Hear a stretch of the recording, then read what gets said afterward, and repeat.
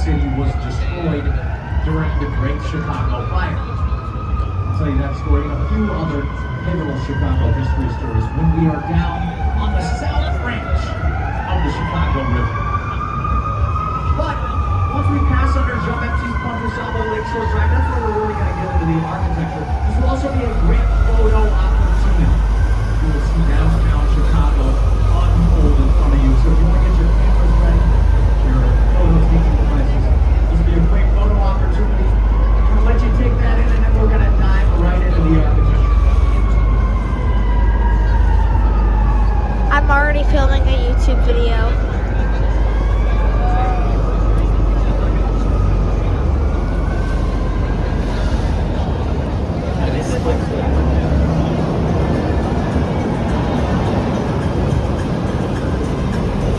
Welcome to downtown Chicago. We're here for all of you. You guys ready to get into some architecture? All right, we're gonna get started. Over on our left, we have three curving blue glass towers. They come together to form the one, the only, the St. Regis from 2020. This is the third tallest building in Chicago, 1,198 feet tall, 365 meters tall, but it is the tallest building in the world, designed by a woman, Jeannie Gang of Studio Gang Architects. She is a genius. She won a MacArthur Genius Award. She is a Chicago native. She designed Maggie Daley Park in downtown Chicago. She designed part of the Lincoln Park Zoo. We're super lucky to have her here in Chicago. If you want to take a look up towards the tallest of her three towers, it looks like there aren't windows up there. That is not a mistake. That is our first of three ways to manage the sway of a tall building. All tall buildings sway. That's good, that's natural. You just don't want them to sway too much because people will get seasick up there. So to manage the sway, that is a blow-through floor. And a blow-through floor does that. It allows the air to blow through those floors. Instead of putting all that pressure on the entire side of the building, it just allows the building to sway a little bit more naturally. This curving building looks like it curves, but it doesn't actually curve at all. Each floor is just 5 inches wider than the next, and then it undulates every 12 stories all the way up to the top, giving it a very subtle, stacked hourglass look. It's a mixed-use hotel and residential structure, this St. Regis. And it is home to some of the most expensive apartments in all of Chicago. It's got some beautiful views up there. Floors 71 and 72, that's the top of the second tower. They were combined and sold as one giant penthouse apartment in 2022 for $20.5 million. So if I do really well in gratuity today, you'll all be invited to my new $20.5 million apartment for a post to it. And then I'll keep it there. Now ahead of us on our left, we have a triangular glass reflective building. But behind that building, there's a taller building with some white curving balconies that kind of look like a wave of water cascading down the side of the fittingly titled Aqua Tower from 2010 by Jeannie Gang. Again, this is the second tallest building in the world designed by a woman. She has 1 and 2, and they're both in Chicago. It's one of my favorite buildings on the Chicago River, and a lot of that has to do with those balconies. Each one is entirely geometrically unique. That does two things. First, it cuts the wind, making the balconies more comfortable in temperature for more months of the year. And it allows, if you live there, you can walk out on your balcony, wave hello to your neighbors below you, and wave hello to your neighbors above you. Trying to establish a sense of community in Aqua Tower. Jeannie Gang's two buildings we just talked about, they don't look very similar, but there's one unifying factor. She has the goal of her buildings to connect the people in her buildings with each other and with their environment. And those balconies do both of those things. Ahead of us, a little to the right, we have a white building with a clock tower up on the top. This is the Wrigley Building. It is from the early 1920s. Now, in the early 20s, we were going through the City Beautiful movement. We were trying to beautify this city quickly. And to do that, we had to steal architectural styles from other places across the globe. So, that clock tower of the Wrigley Building is modeled. It is modeled after La Giralda's Tower from Seville's Cathedral in Spain. Spanish revivalist style. The surface of the Wrigley Building is covered in 250,000 glazed terracotta tiles. They are super delicate. They make the building kind of a diva. It has to be hand washed once a year. So he has to individually hand wash each glazed terracotta tile. They are fireproof, as we are in Chicago. We really don't Fiery, can't burn it. The Wrigley Building was originally the headquarters for the Wrigley Candy Company. They made juicy fruit gum. The Wrigley Candy Company Willy bought a Wonka? minority stake in the Chicago Cubs in 1916. And that is the same Chicago Cubs baseball team. He named their ballpark Wrigley Field 100 years ago in 1926. Straight ahead of us, we have a glass reflective skyscraper. Second tallest building in Chicago. It's got the spire up on the top. In 2009, the Trump International Hotel and Tower. It is by world-famous architect Adrian Smith. He's also a Chicago native. He's gone on to design the current tallest building in the world, the Burj Khalifa in Dubai. If you're curious how tall the Burj Khalifa is, you could stack this building on top of itself, including the spire, and it is still not as tall as the Burj Khalifa. This building is an example of contextualism, meaning it is in conversation with its context or location. I'll show you what I'm talking about. See these three patio setbacks jutting out of the side of the building? Each one matches the height of a nearby iconic structure. First one on the right matches the height of the Wrigley Building over on our right. The second one on our left matches the height of that skinny rocket ship looking tower on our left, Mother Tower. And the tallest setback up on the right, that matches the height of the Black Box Building coming up behind this building.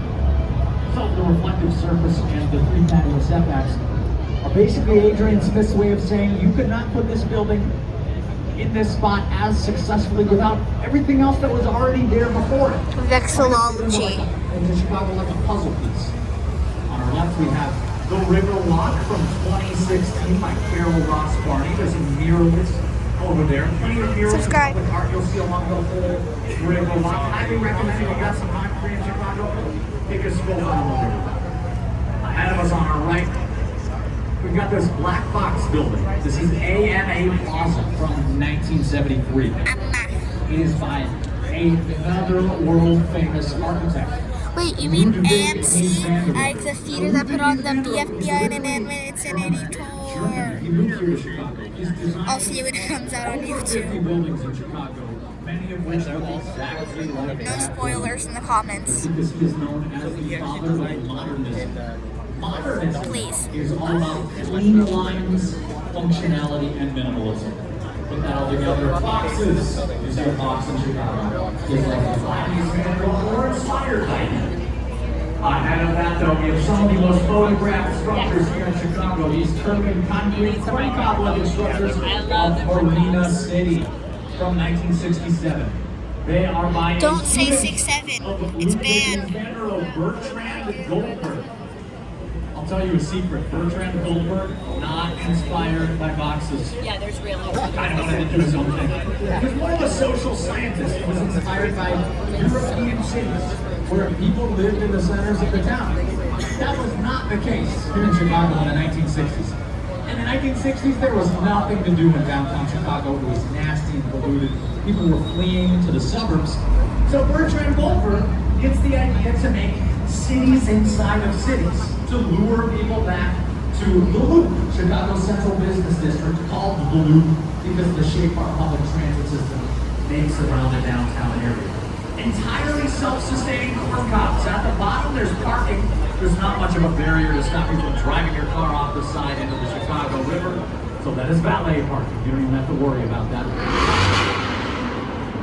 But originally above that, there was a a gym, a laundromat, an ice skating rink, a bowling alley, a movie theater, anything you want. It was an introvert's heaven. AMC, BFDI, Inanimate Insanity Tour 2026. Driven off the side and careened into the Chicago River. But it was on purpose. They were for stunts. The first was for a 1980 movie, The Hunter, starring Steve McQueen. And the second is for an Allstate commercial, about 15 years ago. Ahead of us on our right, we have a low-lying red brick building with a clock tower up on the top. This is the Reed Murdoch building from 1914. It is an example of prairie-style architecture. Prairie style is all about long horizontal lines, solid construction, and natural integration into the local landscape. Now, as we get a little closer to this building, you'll notice it looks a little off the Reed Murdoch building. It's actually charmingly asymmetrical. 6 window bays on the side closer to us, 1, 2, 3, 4, 5, 6. Only 5 on the side past the clock tower, 1, 2, 3, 4, 5. It used to be symmetrical, but in 1924, Chicago wanted to expand the LaSalle streets ahead of us to make sure we didn't have so much congested traffic in downtown Chicago.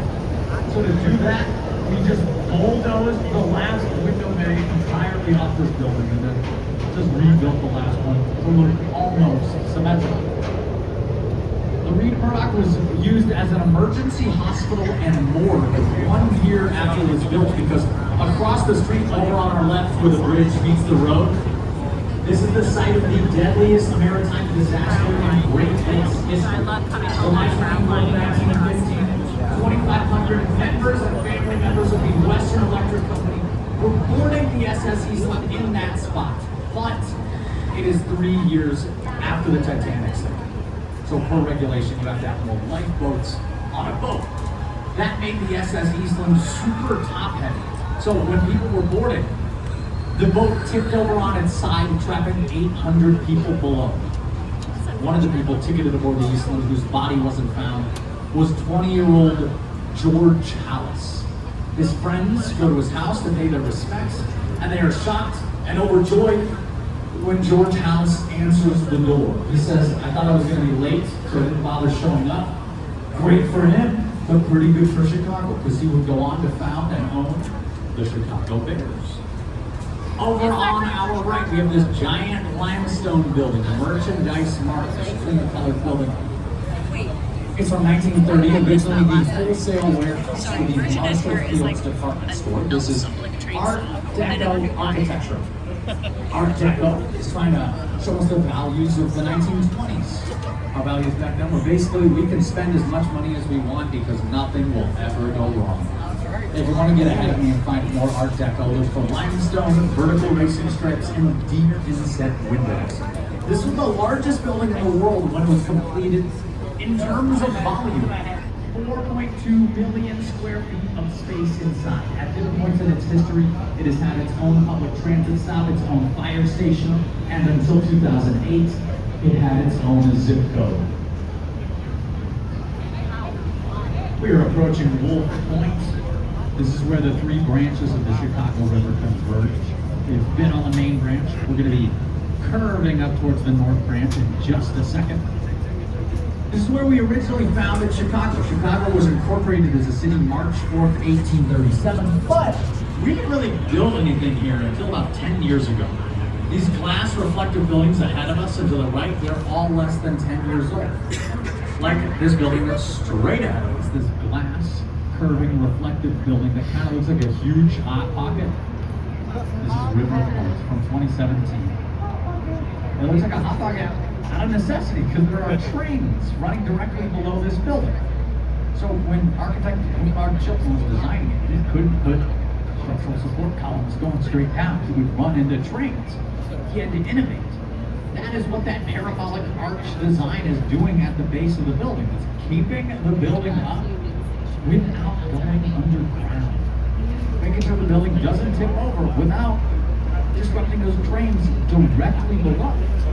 And it is also the rain guard for the entire facade of the building. We are curving into the north branch. Straight ahead of us, we have a pink rectangular brick building. This is Fulton House from 1898. This is the oldest building we will see on this tour. It did not look like this at all back in 1898 because it didn't have any windows. Oh, who wants to live in a building with no windows? Nobody, because nobody lived there. Originally, it was a cold storage warehouse for raw meats.